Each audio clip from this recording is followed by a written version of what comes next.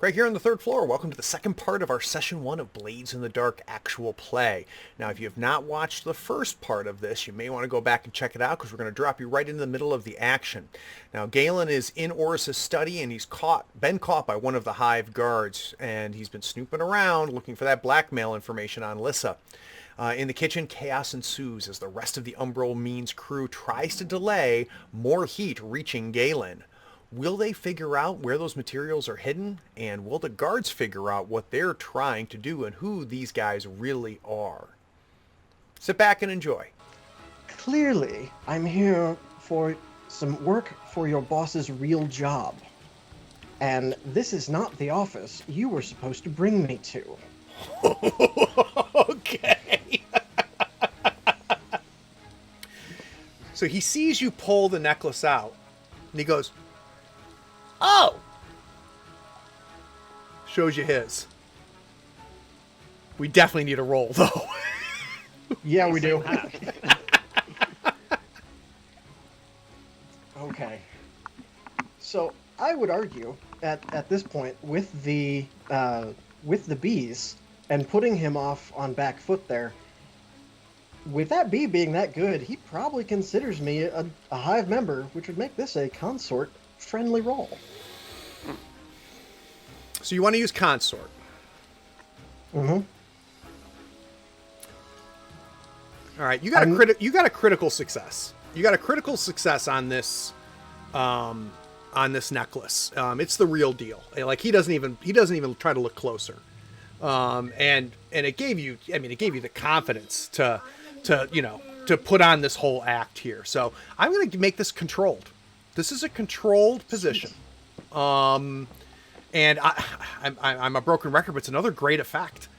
Like if he now thinks you're part of the Hive and he thinks like he's not, like if this works, Galen, he's going to be like, "Oh shit, I'm sorry." As opposed to, "I'm going to kill you, you son of a bitch." So yeah, this is controlled with a great effect.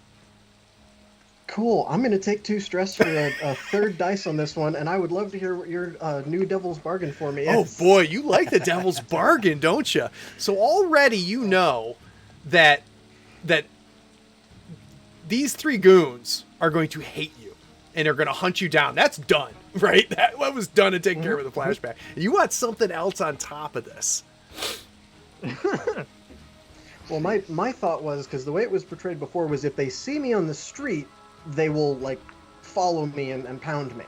Correct. I would think the next step up is this guy in particular starts, like, actively hunting me. That's not good enough. Okay. Good try, though. Good try. Noble try. Oh, boy. Devil's Bargain. The Devil's Bargain is... Corbett here is... whether this works or not, Corbett's going to send somebody to go get Oris. So, because he doesn't want Oris to come down on him and say, like, in his mind, he's like, "Why did you give my guy hassle? He's one of us. He was there to help me out, and you're giving him a hard time and treating him like a servant delivering tea." So, regardless, if you take the Devil's Bargain on this, he's going to reach out and get in touch with Oris and tell Oris he needs to come to the house. That's assuming that Oris is not already in the house. Mm-hmm. Is that worth a die? No. I don't think in this case it is, because we need to actually, like, get away. Okay. So yeah, I'm gonna stick with my one stress die and my 2 others from consort. Ah. And to reiterate, the goal is that he already believes you're part of the Hive, right? You're now trying to consort with him to convince him that he needs to show you the real office. Yeah. Okay. Show me the real office. I'm here to get some actual goods, right. Not this nonsense. That's the stated goal. Cool. Bonus die. And you took the stress, right? Yeah, you're at 7 of 9. I did. Good I'm Lord. up to 7 now. Galen.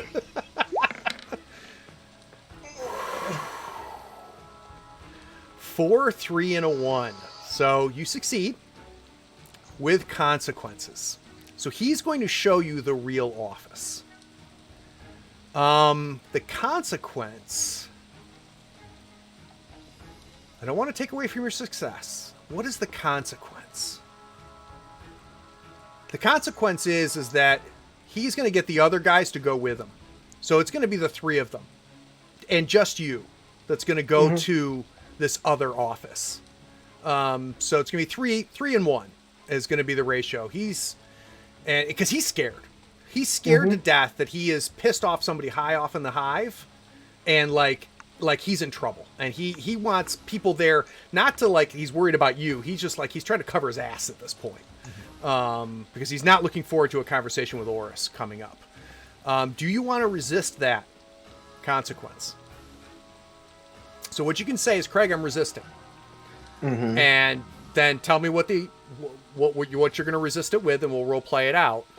And what you're going to do is you're going to take 6 stress. Then you're going to roll a die. And whatever you roll is going to be subtracted from that 6. So essentially, you can only afford to take 1 more stress if you resist this. So no, I'm going to take that issue. All right. So we're not going to resist it. The visual of Galen lying so much that he passes out is... So she goes, okay, yeah, I didn't know, Galen. I didn't know that's... Okay, yeah, I'll take you to the basement. All you had to do was tell me. I mean, why the whole thing with the papers and all that? Please don't get me in trouble. Okay? I won't get you in trouble if you don't get me in trouble. I'm Deal. looking for 2 very specific pieces of information. I need them, and I will leave. Fantastic. Okay, good. Cut back to the kitchen. So we've got the big guys there. Elias is covered in pots and pans. Cornelius is causing mayhem. Reagan is kind of trying to stay away from all of this. Still stacking boxes, yeah. Putting things back.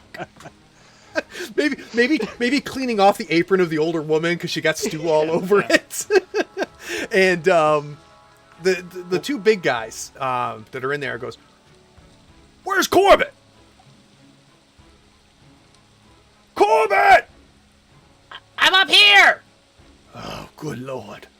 All right, I want this all picked up before I get back. Come here, we're going upstairs. Why are they even upstairs?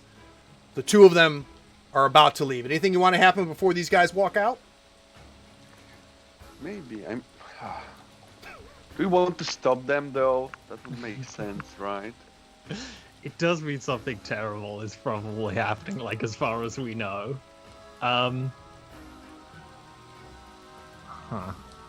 Unless we planned it this way. Yeah. The other option is that we have a full distraction of the guys, and we would need maybe to somebody slippery to get out. Maybe Reagan would get out. Meanwhile, we help to clean up the mess. Would we hear them say the other office is in the basement? No. No, you've got no understanding of the conversation happening between Corbett and Galen up on the 2nd floor. Corbett has already gone back up there, right? Yeah. You already know. Give me 1 second. You're supposed to be in bed. Okay, I love you. Good night. Sorry. So, Corbett's already gone up there. You figure hopefully Galen's had enough time, but you have no idea. The 3 of you have no idea what the situation is up there. The 2 big guys, less than ideal, are now there. They are mad at you, telling you to clean it up, and they're about to leave. And they would be leaving through the kitchen in the door upstairs, right? Correct. I think with the flashback with Galen and Reagan, she knows that if this goes well, they think that he is a part of the Hive. and this might actually just kind of resolve itself. So I think more than anything, as stacking boxes, I'm kind of looking at the guys looking at the goons to kind of get a read on like maybe something has crossed a desk like however many months ago, like as a blue coat, and kind of like holding on to like a contingency. This is more for like later game, like when we do the resolution. Okay. But it would be nice to have dirt on these particular goons. I like that. Interesting. Is that something that you think, Reagan, do we need to flashback this now in your mind? Is this something that you want to know you have right at this moment, Joe? No, I think this is kind of more of it might be a flashback, actually. Yeah, heck it. I can take some stress. I've done nothing of consequence. Yeah, let's do it. All right. Do a flashback. So is the goal for Reagan for this flashback is that you want to... When you say dirt, what do you mean? To see if the collection of people guarding this house either like have committed some sort of crime that actually has an enemy that might come down on them, like something significant rather than just like petty theft and they paid off the blue coats that were interviewing them or like arrested them, like something that is of substance. Okay. All right. All right. So it'll be one stress because we're gonna have a roll. So one stress, and talk to me about the goal. So the goal is to acquire knowledge and maybe even some proof of a major crime by one or all three of these goons. Yeah, I think that sounds good for a go. All right. I'm good with that goal. What's the action? I'm thinking it's study or survey. I think it would be study because I'm more than just they did a crime. Like I'm looking into who is affected by that crime having occurred. So I'm thinking, and tell me what you think about this, Reagan. Do you think that this would be you leveraging the blue coats and leveraging your contacts with the blue coats? Is that where you think you'd come across this? Or do you want a different source?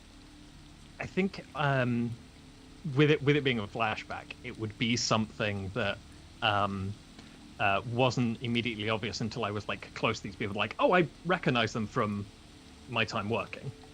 Oh, okay. So something that... So, yeah. So while you were a blue coat, you're like, oh, yeah. I bet this is... Got it. Yeah.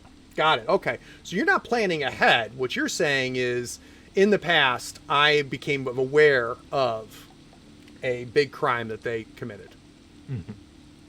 Okay. That's the hope, anyway. All right. I'm good with that. All right. So that's our goal. Your action rating, what did you say your action rating was going to be?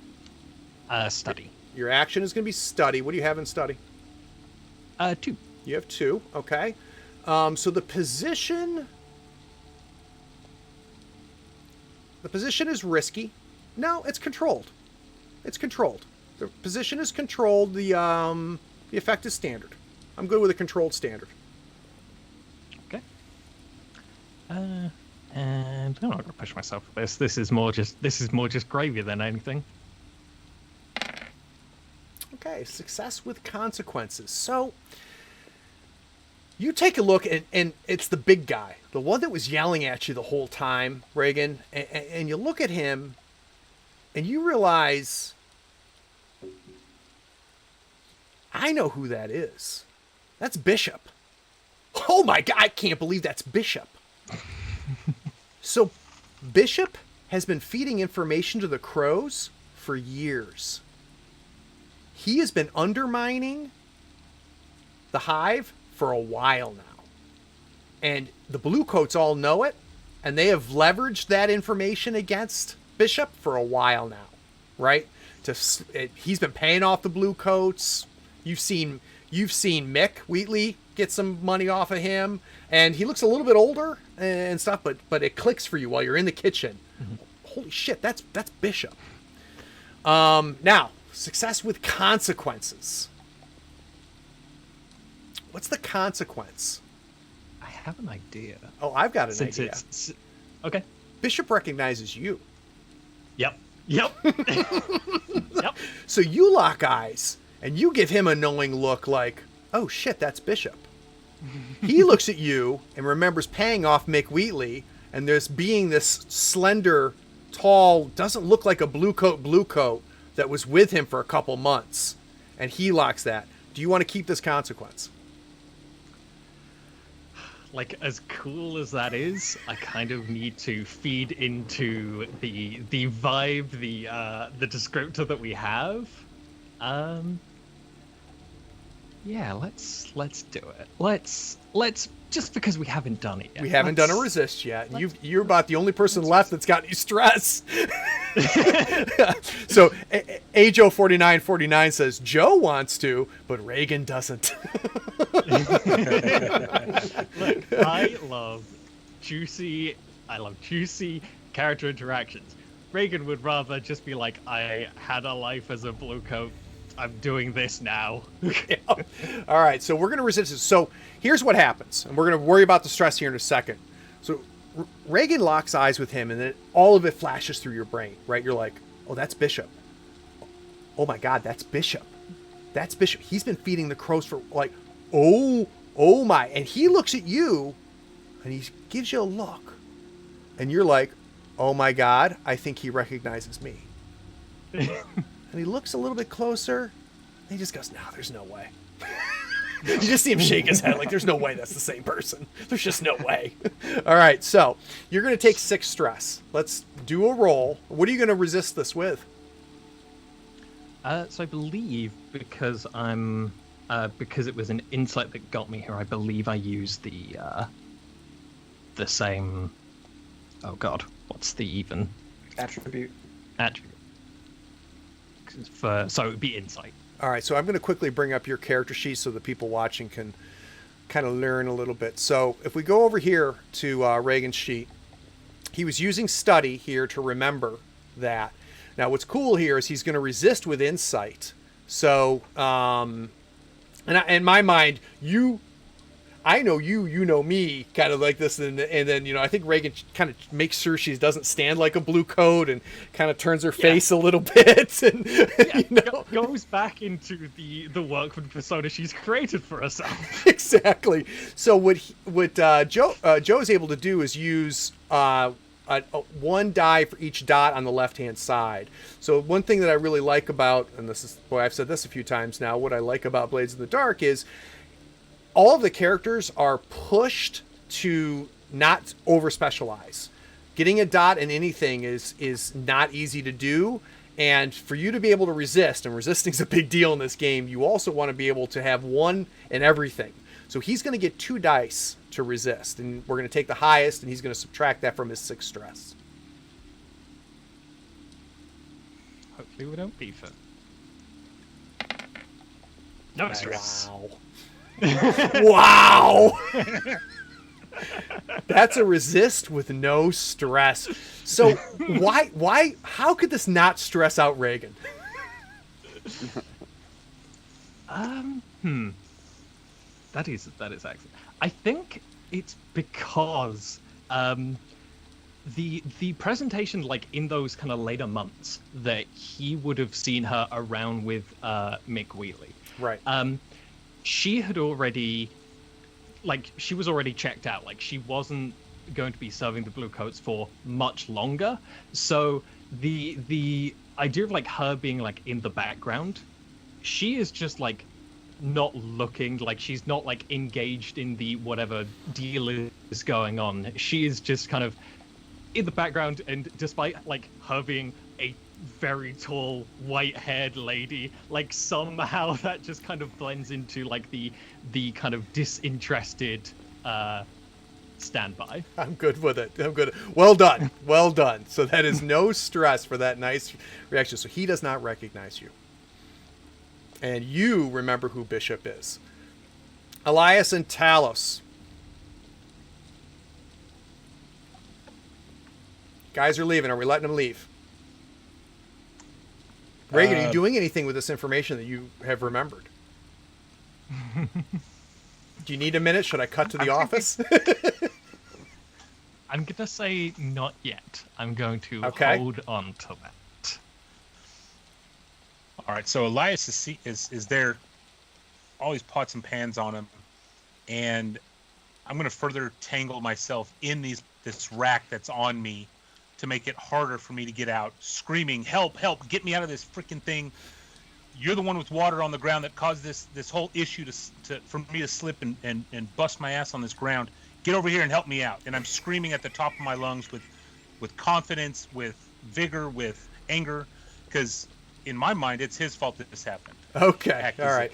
So the goal is to get these guys to help you up because you want them to believe that they've created an OSHA problem, right? Yeah. Okay.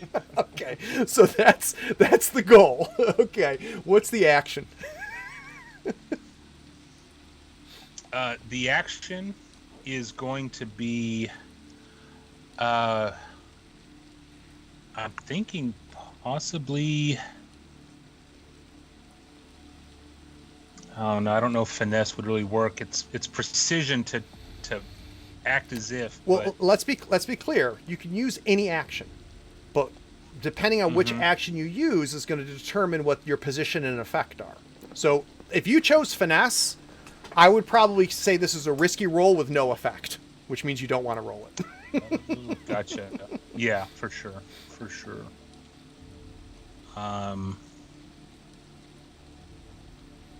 You're yelling at him. Let's. Yeah, that sounds more like a command, right? Yeah, I think command is going to get you the best position and effect. Yeah. So if you choose command, command. the position is risky, and the effect is limited. So yeah, they're gonna help you up, but they're not gonna spend 3 minutes with you. I imagine the two of them are gonna walk over there and just, if you succeed with this, they're just gonna grab you, yank you out of there, push you up against the wall, maybe even, and because they're kind of a little ticked off that you're threatening them. So yeah, it's going to be a limited effect. So you're going to buy yourself maybe at best a minute, because they're not going to help. Yeah, they're not going to make sure you're okay. Fair enough. So yeah, let's do that. What do you have in command? You had to ask. 0. Okay. All right. So right now you're set to roll. But I got some stress. You do have some stress.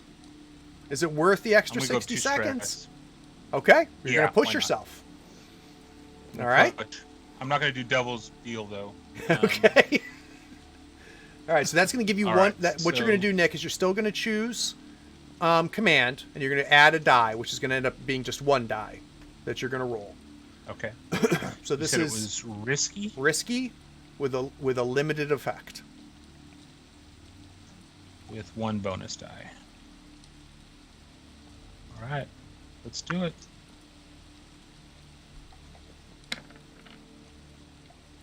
So a success with consequences.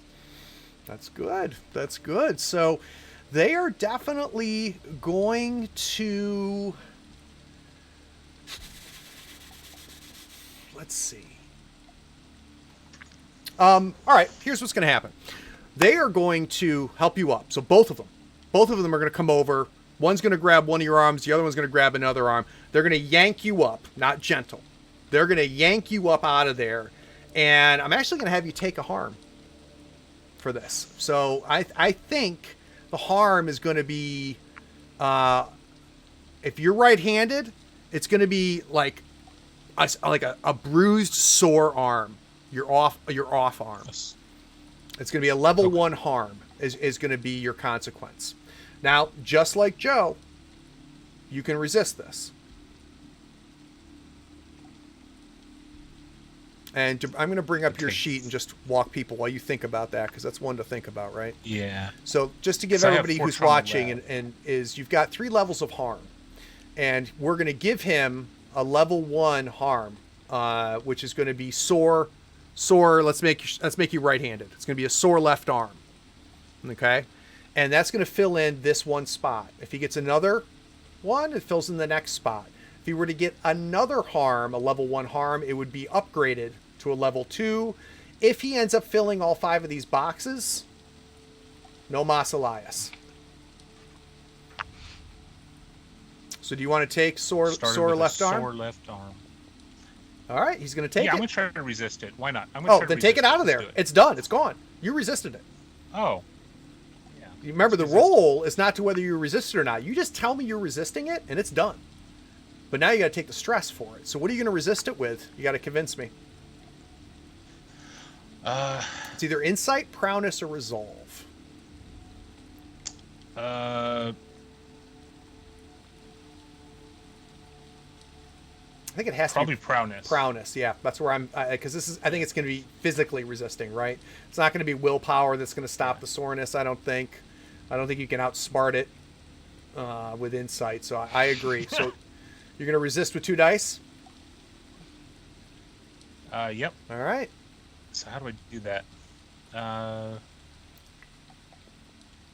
did you How do I your that on resist, the, Joe? Where you've got the list of skills, you can just click the word prowess, and it will like glow red, and then it will ask you for the extra die and such. Gotcha. So I do, and it's asking for bonus dice. So There's no bonus dice. no bonus die. All right. So just go ahead and roll. Yep. All right. Let's see what happens. All right. So you can end up taking 1 stress because you rolled a Right, 5. I'll take it. So it's going to add 1 stress. So that means we've got it's 6 out of 9 stress. We've got Galen at 7 out of 9 stress. We've got Talos at 4 out of 9 stress. Poor Reagan is in the best position with 2 out of 9 stress. You guys don't know where this stuff is. You haven't gotten your hands on it yet. We've got the house full of goons and a huge mess in the kitchen. Everything's going fine. Everything's going fine. So they yank you out, and Elias, like, you recognized the looks on their faces as they're coming over. You're like, oh shit, this is not going to be a gentle thing. And you just kind of arc your back and just kind of make sure that when they yank on your arms, they don't pull your arms out of the socket. So when they grab both your hands, instead of just being pulled up, you kind of pull in at the same time to make sure that they're not doing any damage to you. And they lift you out of there. So we now have another 30, 60 seconds. We're going to go back to Galen up at the library. Maybe, can I still build on top of that? Because course. I know this is a delay tactic. So the guys are pulling him back, and I would like to use one of my flasks that I have in the bandolier, and it would be a binding oil. And tactics would be that as they pull him back, they would hear a crack, and maybe they destroyed something that was in the box. And the binding oil, basically some kind of glue, would glue the door shut. They would not be able to get past out. And I would be like, well, we'll see how it plays out. Then after, like, guys, you have to be careful around here. You just... All right, so you chose a normal loadout, and you want to use... What do you want to use? I'm thinking the bandolier of chemicals, which says I could choose up to 3 things. Okay. And one of the available things, let me look at the rules, is binding oil. Permanently fuses 2 surfaces until dissolved by another oil or electroplasm. Okay. All right. All right, so you're going to take this flask out, and you're just going to kind of throw it at the door and slam the door shut? Is that what? It's more like I will go there and help them, like, to get my friend out of, like, oh, let me help you as well, and I will just slam it to the corner of the door where they open. Okay. Just next to it. So you're going to effectively lock the door between the kitchen and the hallway. Yes. Okay, so that's our stated goal. All right, you've already marked it on there, so you've got four left in your inventory, 4 slots left in your inventory. Should we maybe 3, because one of them were the supplies for the documents, the subterfuge? At least No, I don't think that doesn't take We up did a one. flashback. Okay, No, okay. no, it's just a piece of paper as far as I'm concerned. Yeah. That's not going to take up a whole lot of space as far as your loadout is concerned. All right, so what's the action? I'm thinking. Well, I want to use Tinker because it's a way I need to put it at a good, correct spot, and I need to weld those two surfaces together. That would be one option. Okay. So with Tinker, it's going to be risky. Mm-hmm. It's going to be probably limited effect, Talos. So the reason being is that I think for this to work, you're going to have to get this in the right spot, right? And I think that you're also going to have to do it in a way. I mean, this is also not being seen, right? Because I don't think you want these, and maybe you don't care.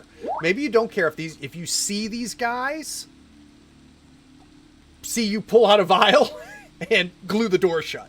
And if you don't mind them seeing that happen, I'm okay with Tinker. And I can give you a position and effect on that. Or, so if we go with Prowl, would that be that more sneaky way to do it? And with using the distraction, just for them to not know that I was the one, that's for sure my intention. Yeah, I think if you use Prowl and you succeed, they won't piece together that you just glued the door shut. Okay? Yeah, okay, let's do Prowl. So let's see what Prowl looks like. So Prowl is definitely risky. And it's going to be standard effect because it's not the only door to the kitchen. But it's going to definitely tie up some time, right? Because it's not like you're closing the door and locking it. So they're going to have to figure out they're going to spend time trying to figure out what the hell's going on before they go, well, wait a minute, we can go back out the back door, go around to the front, and get on the other side of this door. Exactly. So yeah, so standard effect, and it's a risky action. And I will for sure push myself to get an extra die. All right. So that you've got one in Prowl, so this is going to give you 2 dice that puts your stress now up to what, 7? 5. The pushing is +1. I was on 4, so I did +1. Pushing is 2, isn't it? It's 2, damn it. And 6. So I put you at 6 at 9, so you're getting into lovely Galen territory. All right, so that gives you 2 dice. Okay, so bonus die 1 because it counts in already this one. And let's see. All right, success with consequences. So the stated goal was to get this door glued and not get noticed. So the door is glued, and we'll talk about how that happens. And they did not notice. The consequence... What's the consequence for you gluing that door shut? They didn't see you do this.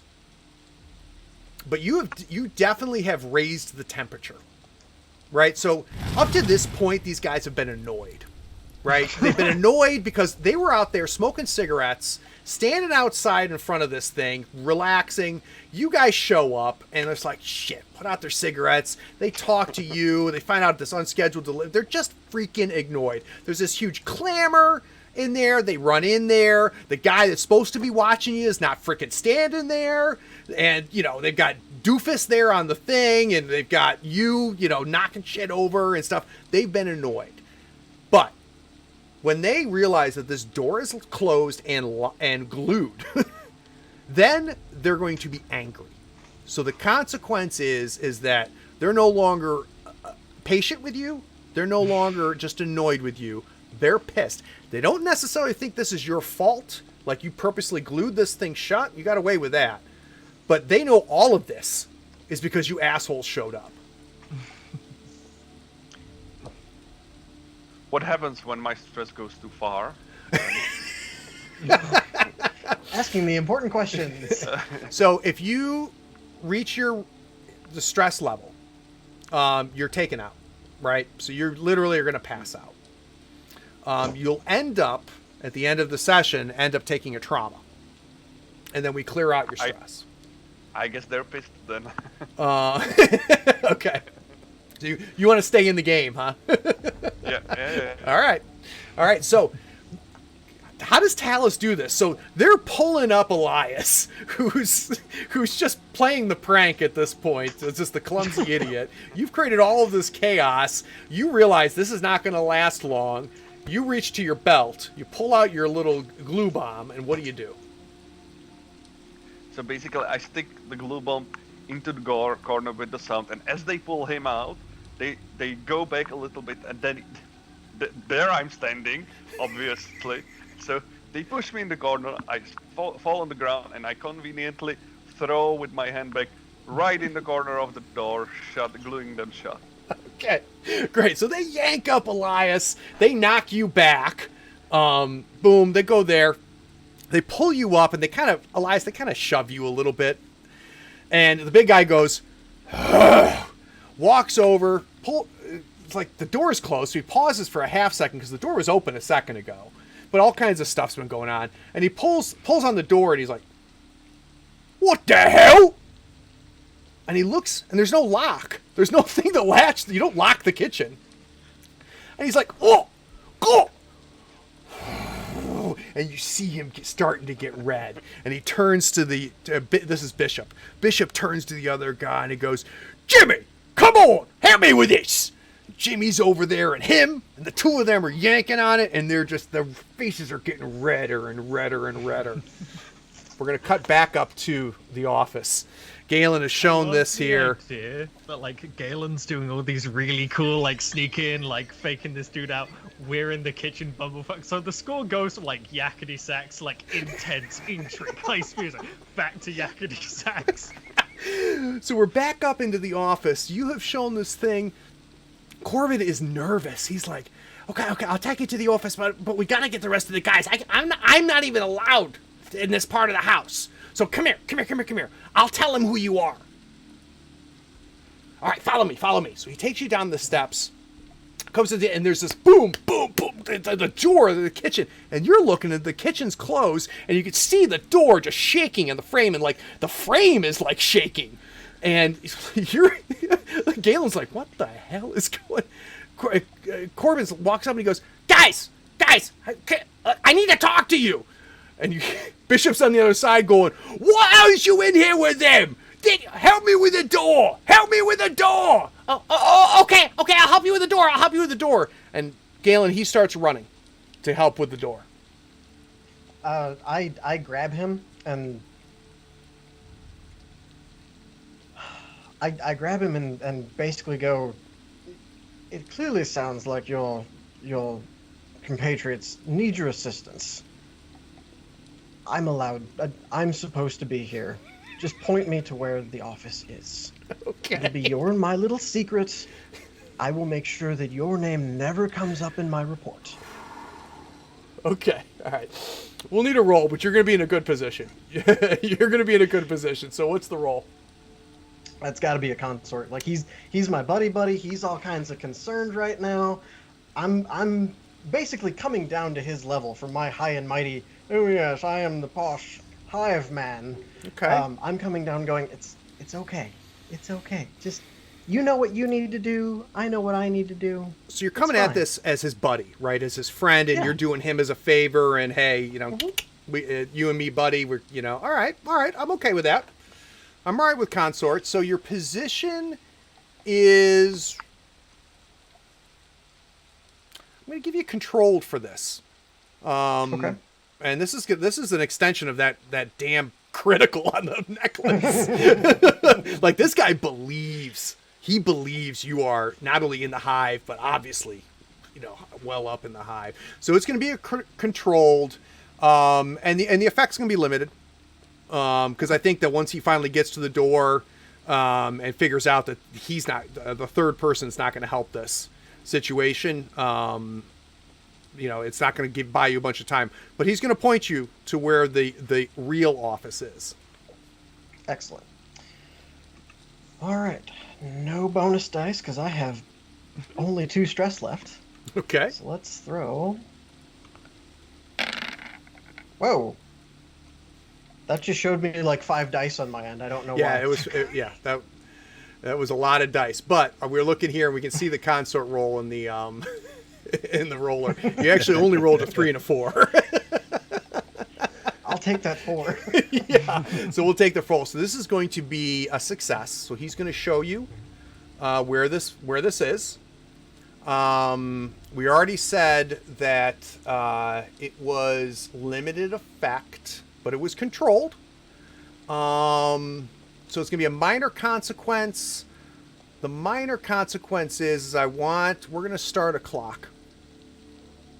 Okay. All right. We're going to start a clock. So let me add a clock real quick. All right. And this is going to be called...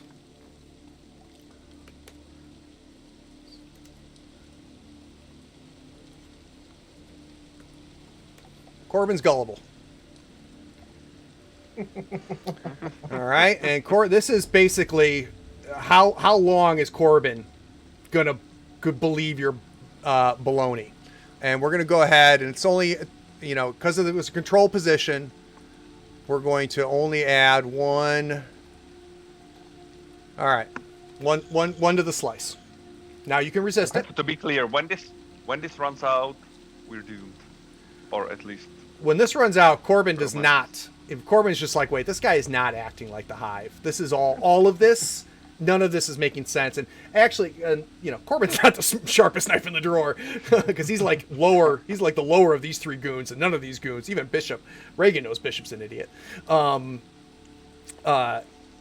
Even he's going to realize that if Galen was really in the Hive and really was like this important, he wouldn't pretend to be delivering tea and going like, this is not how this would go down. It hasn't hit Corbin yet that's the case. But if we fill up this clock, it will. Got it.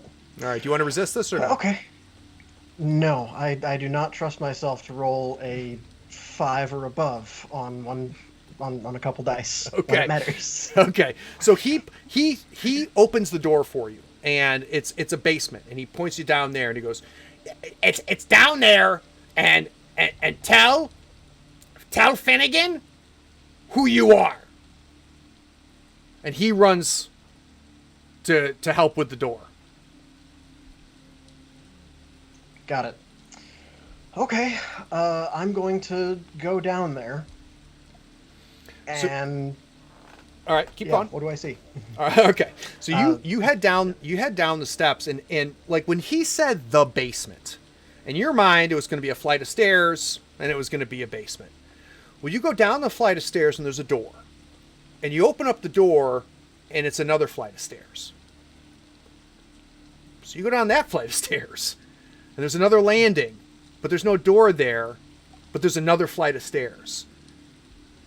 And you go down that flight of stairs, and you get to a doorway, and it opens up to a room. So you're now 3 stories underground.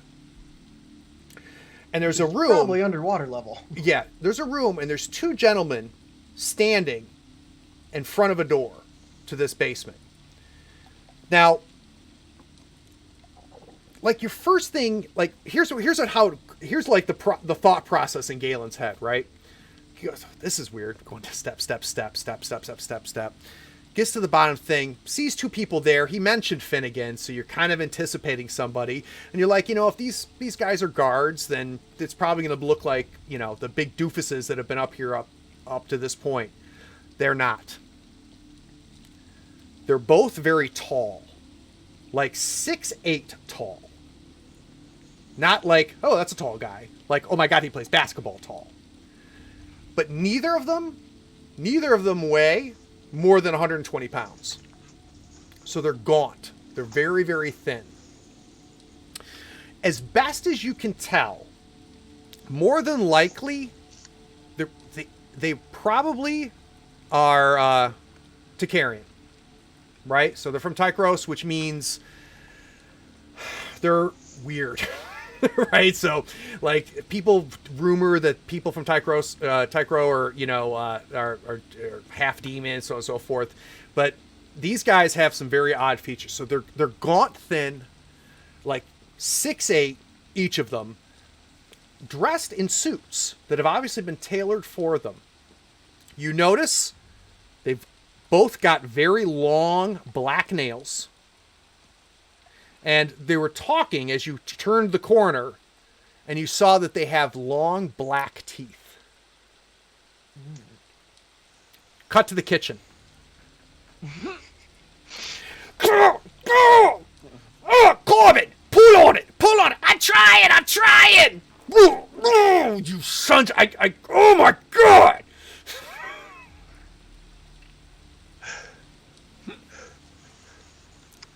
Tick tock, tick tock, tick tock.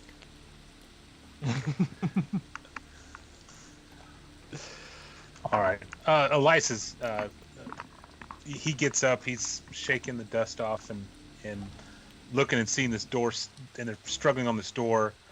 And I'm just gonna make things even worse. I'm gonna pick up this rack and make another somehow. I guess I don't know the lay of the kitchen, but I want to cause another obstacle between the exit of this kitchen with this big rack with all the pots and pans that were used to be on me, to potentially slow them down even more. Just continuously trying to stall tactic. So, I need the player to state his goal. To slow down. Oh, I guess the goal is to slow the two thugs down when they inevitably go through another route or another exit out of the kitchen. Okay, well, I need you to be a little bit more specific. So are you trying to block the door off? So are you trying to put, like, a barrier in the door? Or you know, understand? So I understand you're trying to slow them, right? But I need your goal to be a little bit more specific. Yes. Put a barrier between them and the door, so basically right in front of the exit door, but nonchalantly to where it looks like I'm just trying to pick my stuff up. I'm playing dumb here. I'm playing just clumsy and looking over at Joe's character going, help me out, guy. Come on. What's going on here? And just kind of picking this stuff up, making lots of noise, and trying to be as chaotic as possible. I think you've got a lot of options here. We should here. have a clock for how busy they are. I think you've got some options here, because I think there's a couple different ways that you can accomplish this, or at least attempt to accomplish this. What are you thinking? What do you think is your action in order to blockade this door? And it sounds like you're trying to do it so that you don't look like a guy who's blockading the door. Right. And I think it's going to take some finesse to truly kind of act as if and sell the role of being clumsy, not necessarily the finesse in handling the items. Oh gosh, I guess the precision of acting clumsy is. So let me help you. Let me help you out a little bit here, Nick. And if I'm off kilter, you yell at me, okay, and tell me if I'm wrong. So when you're talking about appearing to try to do something, then you're getting into more the insights, right? Because this is more of a non-physical type action, right? If you want to go into prowess and to do it more physically, I think you can use finesse, and I think the stated goal is for you to be precise and truly block this off, and do it elegantly. Now, if you fail with consequences, there might be a possibility of them going, I know exactly what the hell you're doing, would probably result as part of the consequences, right? But if you were successful, even with consequences, it would make it a better barrier, if that makes sense. Yeah. Whereas if you were to go more into the insight route, then you'd be leaning more towards, if you succeed, they're definitely not going to suss you out, right? So if you get a 4, 5, or 6, they don't think you're trying to block the door. But some potential consequences is that you did a crappy job of it. So I think you have a couple options, a couple paths there. Does that make sense? Does that seem fair? Yeah, it does. And I guess what's more applicable in the insight to what I'm trying to do here. I guess one way to think about it, Nick, is what matters more? That it's an effective barrier, or they don't think that you're making a barrier? They don't think I'm making a barrier. Okay, so I think I would lean towards an insight then, if I were you. Okay. I'm lost at which of the 4 to choose: hunt, study, survey, or tinker. Any thoughts, guys? Help them out, guys. Survey. Yeah. See what... Survey a location, what's going on since the trouble before it happens. Gather information about opportunities to explore. See, I feel like survey is going to be the more, if I screw this up, what's going to happen? Like, how close are they to snapping and just saying, I'm done with you, throw you out through the window? Maybe prowl? I honestly kind of like the finesse idea of you're trying to trick something, and it's full body sleight of hand, essentially, is what you're trying. But I feel like that translates into prowl better than finesse. There's an argument for prowl.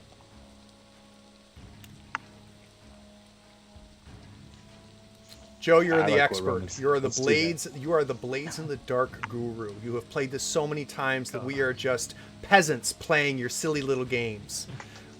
God, I've run it for 3 entire sessions. What do you think if Elias was your character? What do you think? What's some advice that we can give Nick?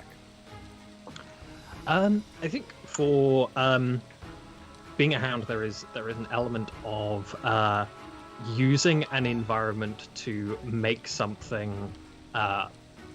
It can be like a kill or like something easier, and using everything around you. So like to completely like throw into here's another thing.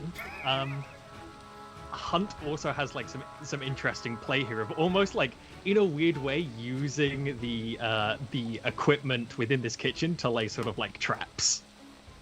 It's like it's not just one thing of you like pulling a shelf in a thing. It's like making sure they're like to stay in theme with how we're running this. Like maybe there are banana peels or pots or buckets. Like we definitely have 2 games of Blades in the Dark being played at the same time, aren't we? Like early in the book, sax intensifies. Early in the book, John Harper's like, decide on your tone. I don't think we've decided the tone of the game yet. We're like, we've decided on tones. Reagan just over here being the straight man, so this comedy bit works out. All right, so what are we thinking? Vaslav, Roman, any other thoughts for him? I honestly really like the hunt angle that Joe just brought up. That's really cool. That's interesting. Yeah. All right, so let's weave that. Banana peels. Do you want to change your goal then, Nick, to make hunt a better position and effect for you? Yeah. Let's. What's your goal? So the goal. I'm assuming there's a rack of that have a bunch of pots and pans that were kind of clipped onto the side of it in some fashion that fell on me. I'm thinking of picking that up and placing it in a manner that, as these guys are shoving on this door, there's a good chance they're not going to pay attention when they back up, whether they get the door free. Because I'm not fully sure what is going on and how that door is stuck. But if they're able to break that door free, that thing can come crashing on them in a manner that puts them in the same situation I was in when I originally dropped all the mushrooms on the ground.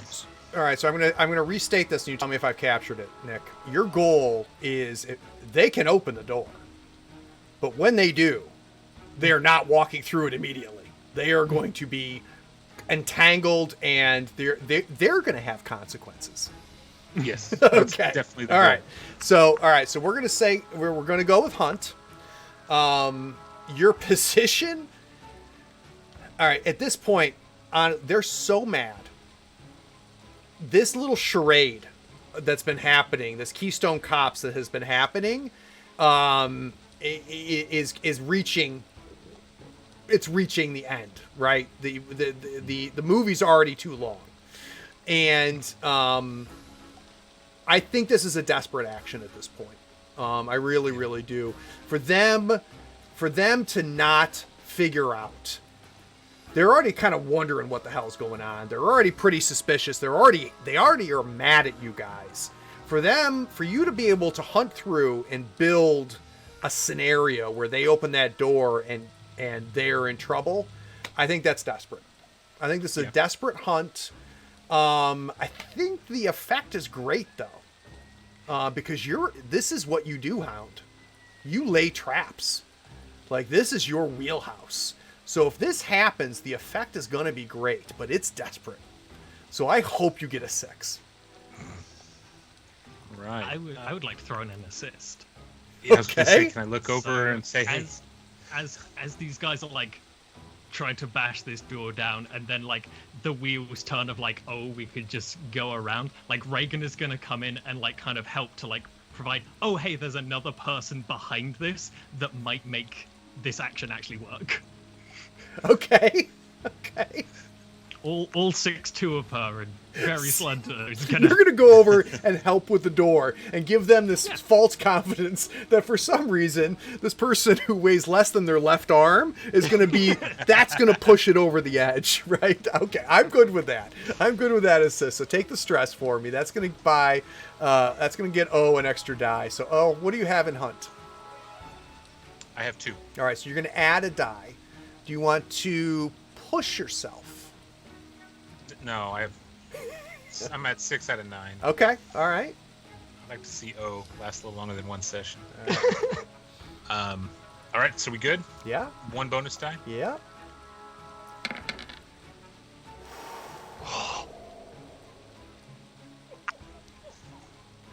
Yeah. That's That's bad. Oh, that's bad. All right. The trap does not get sent. All right. Here's what my thought is.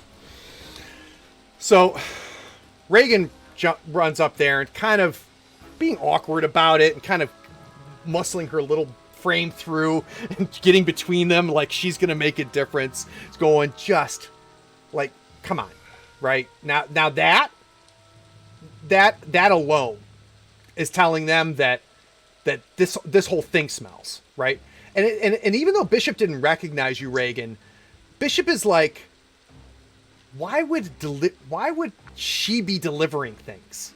Like, she can barely pick up a box, right? None of this is starting to make sense. And Bishop looks over at you, Elias, and you have now stood up, and he can see that you're put the rack up, and you didn't put it where you found it, right? So you've lifted this rack up, and you've kind of put it behind the door, and he can see you kind of taking one of the pans and edging it up against the door. He knows, so you're now standing there, and all right, I don't know what you're doing.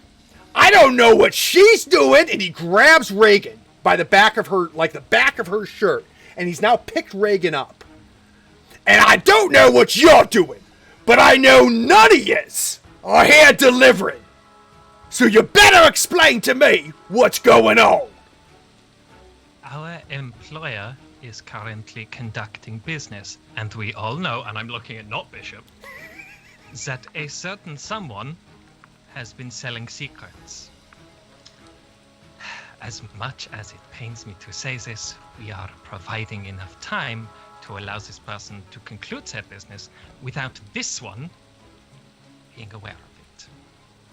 So, if you would like to do your job, looking again at the other guy, you will restrain this one, and you can find out exactly how long the trail to the crow's leave. So he's got you like this, Bishop does. And you start talking, and at first he's not even listening, and then he goes, you. I know you. Okay. What is the stated goal? That was great. Yeah, that was. I'm going to give you a second, Reagan. I'm going to give you a second. We're going to cut back down to 3 stories under this mayhem to Galen, who is just exhausted. And Galen, you get to the bottom of this staircase, and you sit there and you're staring at 2 guys that are human-ish, and you only know that one of them is named Finnegan. And neither of them, so they're kind of like talking to each other, and they turn and they go,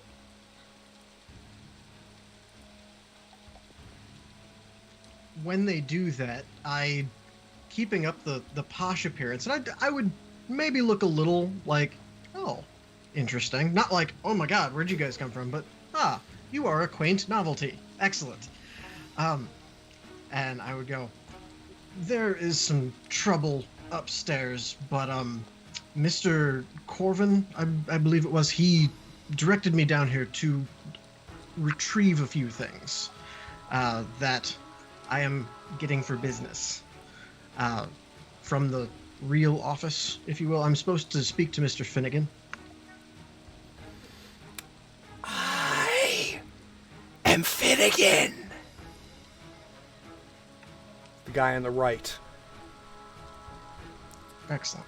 And it's the loudest whisper you've ever heard. So he's whispering, but it's not quiet.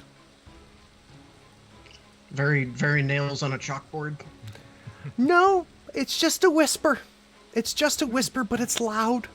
Like if he's trying to be quiet, you'd hate to hear his normal voice. Got it. I would continue with the, yes, this is business as usual facade. Well met, Mr. Finnegan. Might I enter the office? I am supposed to retrieve several pieces of intel that are supposed to be being used for business purposes. I'm sure you understand. Only one person goes through this door. And it's not you. Ah. Is it you, perhaps? No. Ah, well. If you are who you say you are, you know who can go through this door. And it's not you. I need you to kill these guys quick because I can't talk like that for very long.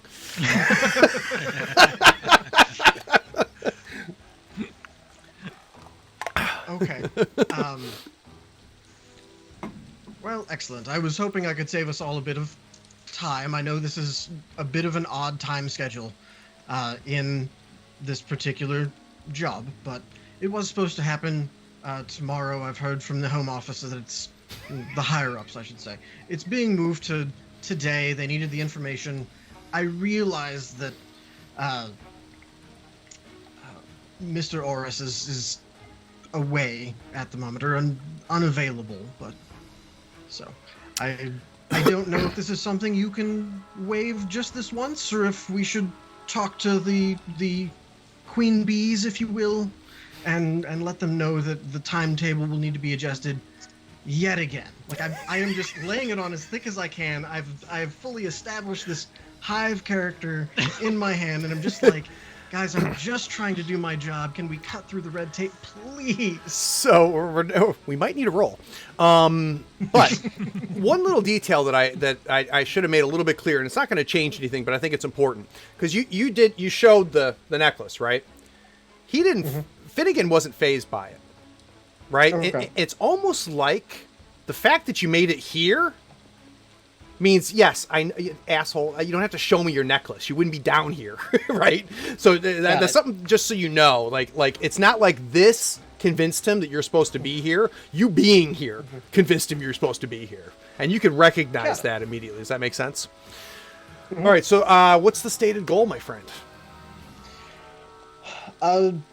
The stated goal is to keep up the appearances of this cover identity I've kind of made, and to get through the door is the ultimate goal. Like I really just want to push that.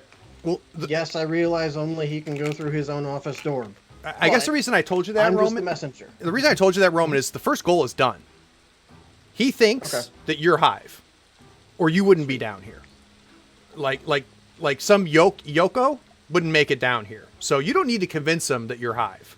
Because in Finnegan's mind, if you're here, like the fact that you even know this is here, do you understand what I'm saying? Mm-hmm. So you don't worry about, you don't have to entangle that as part of your goal. Okay, so in that case, the goal is just I need to get through the door. Like I'm not the guy who made the decision. I was told to come here, keep it nice and quiet. Okay. I need to get through the door. I need to pick up 2, like, pieces of paper and leave. Okay, so your goal is to get on the other side of this door. Mm-hmm. Okay, what's the action? Considering he already believes I'm Hive, we're all buddy-buddy, I'm going to stick with my favorite consort. You will get 0 effect with consort from this guy. Okay. Just so you know. It's Gotcha. just this guy does not consort. If there's anybody he consorts with, it might be the guy next to him, and it might be Oris, but he won't consort with you. Okay. In that case, I'm going to be, and this makes more sense overall now that I'm thinking about it, doing, again, more of a, I'm just the messenger. I'm trying to convince him. I'm trying to sway him to my way of seeing things. It's like, we're just here doing a job. Your job is to hold the door. My job today is to go through the door. So you're going to If you don't sway like that, take it up with, yeah. Yep. All right. Take So it you're up going to with sway the him big guys. that he needs to let this happen, right? And it's going to be in his best interest to let this happen. And I'm as opposed to a command, right? Okay. All right. I'm okay with sway. By the way, F3 Arc says Finnegan, like the Olive Garden. If you're here, you're family. It's a good comment. So forever the basement in Oris's house is now the Olive Garden. It's canon. I am here as for an the Englishman have breadsticks. a Where's the tale of this breadsticks? Olive What was that, Joe? I couldn't hear you. I, as an Englishman, have a tale of this Olive Garden.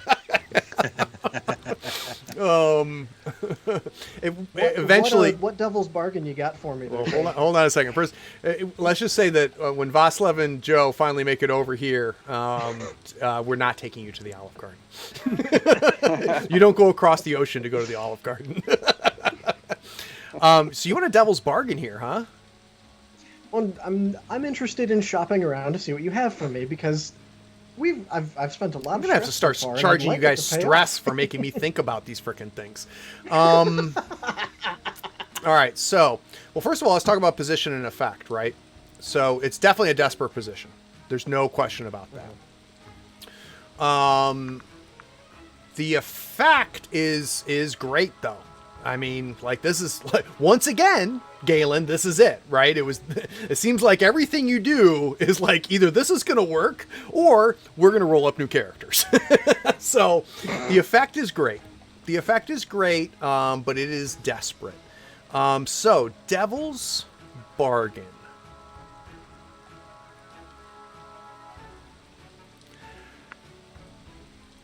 If you succeed, let me think about this. All right, here's how I'm going to put it. Whether you succeed or fail, if you take this Devil's Bargain and take this extra die, there's somebody inside the room. Nope. The room is not empty. Is that worth a die? Nope. Not pushing that button. Okay. I want an empty room, and Okay. I want to just get in, get out. Well, right now it's Schrodinger's Just roll room. it. We don't know if it's empty or not. I'm telling you, if you take the Devil's Bargain, it's definitely not empty. I will take the chance of not potentially empty. Okay. All right. All right, so So how many dice are we looking at? desperate. Just one then. All right, 1 desperate, and we're using sway. So at the end of this session, we'll give you an And- XP And great effects. with great effect. This would be a good one to roll. Consequent. That's good. That's a success. That's a success. He is going to open the door for you.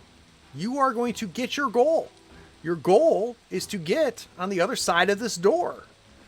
The consequence is you're not going alone. So Finnegan and his brother are going to come with you. Okay. Okay, do you want to resist that? No. Okay. All right, so back to your tell, like your get logistics goes.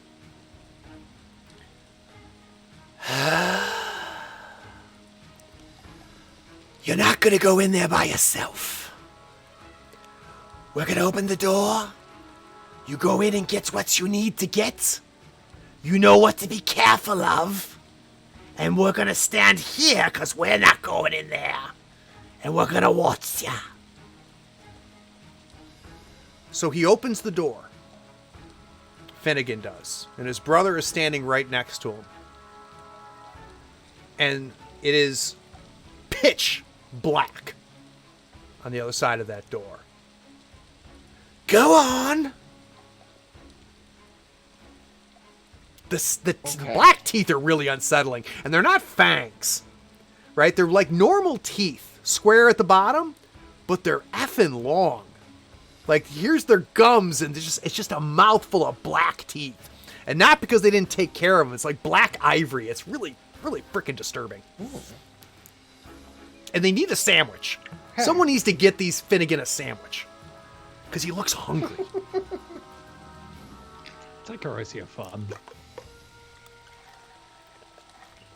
Galen walks to the edge, and he realizes you have no sense of how big this room is. There is no light sources.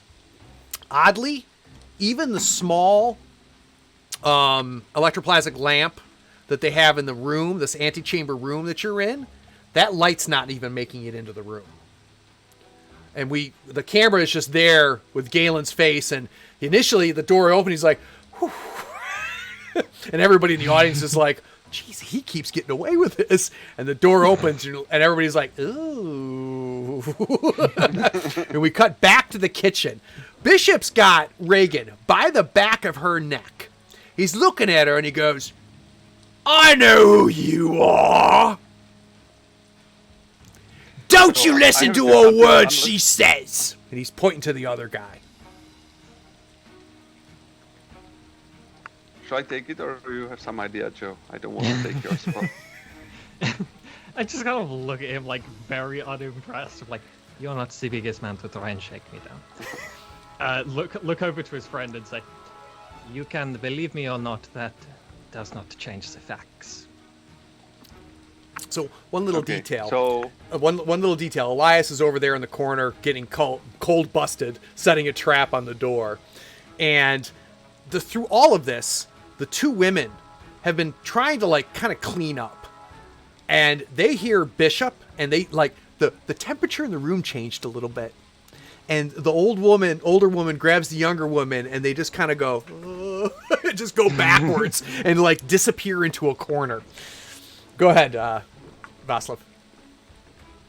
So my idea was like, okay, I will basically shout now, which is our signal to do what's coming next. And I will use my, what's it called, Trance Powder. It's one of the things in the bandolier. Glittering brew powder induces a pleasant hypnotic trance when inhaled.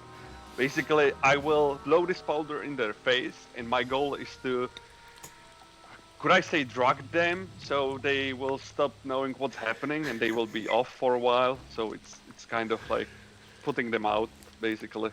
Okay, so to be clear, this is fantastic, by the way. So if I'm understanding what you're saying, Václav, you're saying that this is part of the bandolier, so this is one of the three chemicals. So one of them we said was the glue. Yeah. Is that right? And we're saying another vial, the second of three vials is going to be trance powder? Yes. Okay. Trance powders, and for those listening, in this setting, there's a lot of different drugs.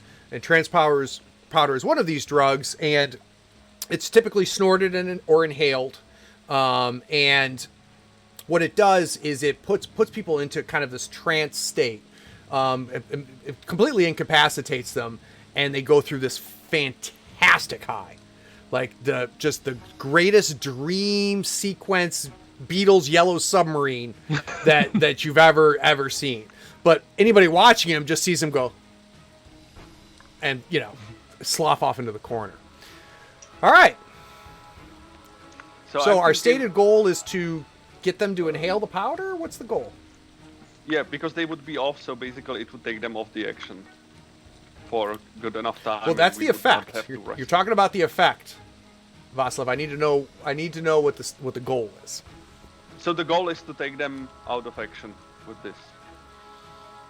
Got it. But in order to do that, so is it more accurate to say the goal is to get them to inhale this powder?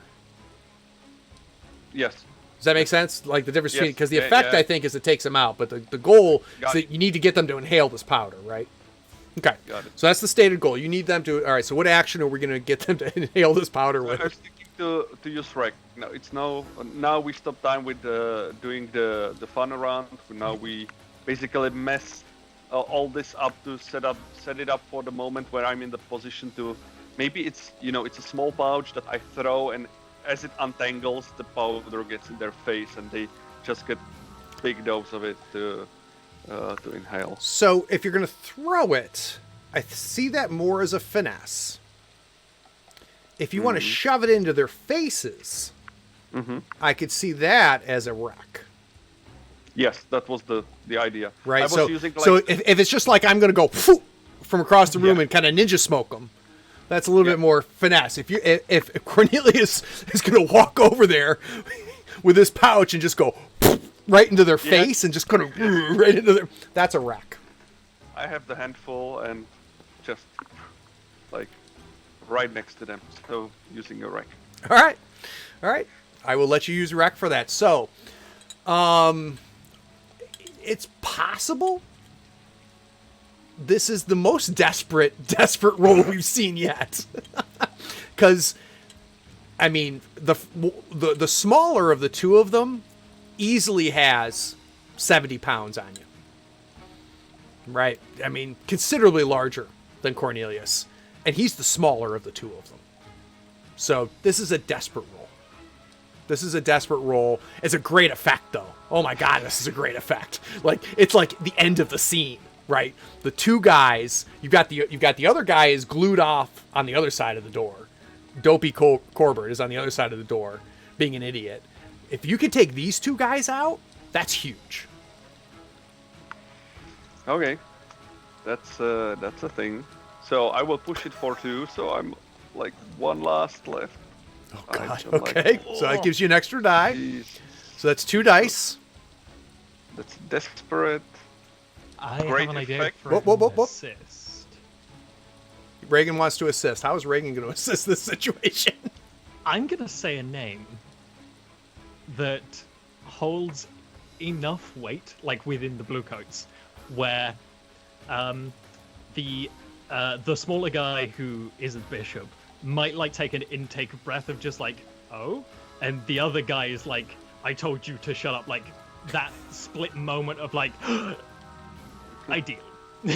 So you're going to invoke the name of the dirtiest blue coat there is, right? And I think his name is Nancy, right? And Nancy is the dirtiest of the dirties. Like, he's the one that, I mean, he may not have started the dirtiness in the blue coats, but he definitely runs the dirtiness in the blue coats. In fact, Mick Wheatley paid him tribute all the time in order to be part of his crew. So yeah, so how are we going to invoke Nancy's name? Well, if you don't believe me, you can always ask Nancy. I'm sure he is very willing to talk to you with enough coin. Both of them know Nancy, so that is an extra die. And you got the 1 stress for the assist. So That's the thing that I do instead of writing notes about a man. All right, so you're at 4 of 9 now. We're getting close to everyone else. So I have 1 in Rec. I put 2 bonus dice, and that's it, right? Why 2 bonus dice? 1 for pushing myself, and 6. Oh, did you push from yourself? this. I'm sorry. Okay. Yeah. So That's so why now I'm on you're at 8 8 of out of 9. 9. Okay, that's nice. So yes, 2 extra dice. 1 for the assist, 1 for the push. So 3. Was that 3 And- dice then? I will not even ask for the devil's bargain. Okay. Let's do this. We're bargained out. But the devil's bargain could be that Reagan gets high. Yeah, that's. Let's do it. I believe in my rolls. There we go. Success. So 5. It's going to be a success with consequences. So you are going to get them to inhale this trance powder. And this trance powder is going to take them out. What is the consequence? This is a desperate roll. So it's a big consequence. And the consequence is that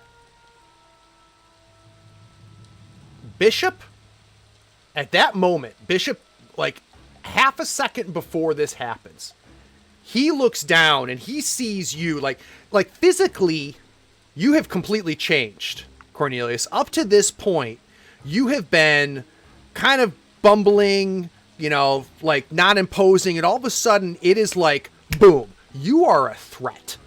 And you have gone vile, smashed 2 trance power, so you've got trance powder in both of them, and like a cat, you have maneuvered over the counter and just, and Bishop recognizes this, that like, if there was any doubt up to this point, you guys are not who you say you are, right?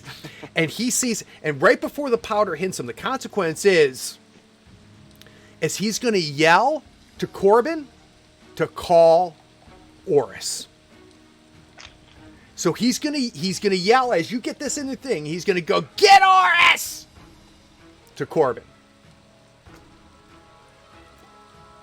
Now, if you want this to be the last action you take for the score, you can try to resist it. You can resist it. It'll happen, but I think it's gonna take you out unless you roll a 6. Fudge. If he doesn't know, we can get you out of here. Yeah, okay, I'm gonna resist it. I'm Wow. gonna resist it with prowess.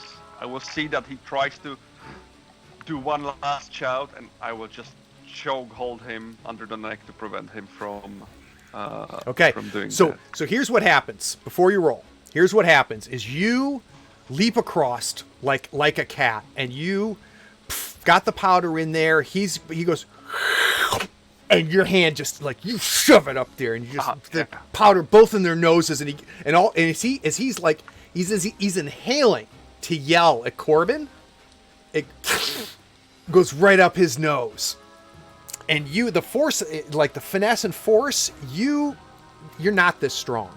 But it looks like you have just gone up and you've just rammed their heads into the back of the door and into the wall. They drop Reagan and they are down. What do you have that you're resisting this with? It's got to be prowess, right? Yeah, prowess. And how many dice? I should have to. So I click on it, and yeah, I have no bonus dice. Just to let's see. A 6 would be really good here. Get the 6. I will get a 6. It's gonna be fine. Okay. Ah, that's not a 6. Ooh. All right. Damn it. Go ahead and fill up your stress for me. So, as you go down,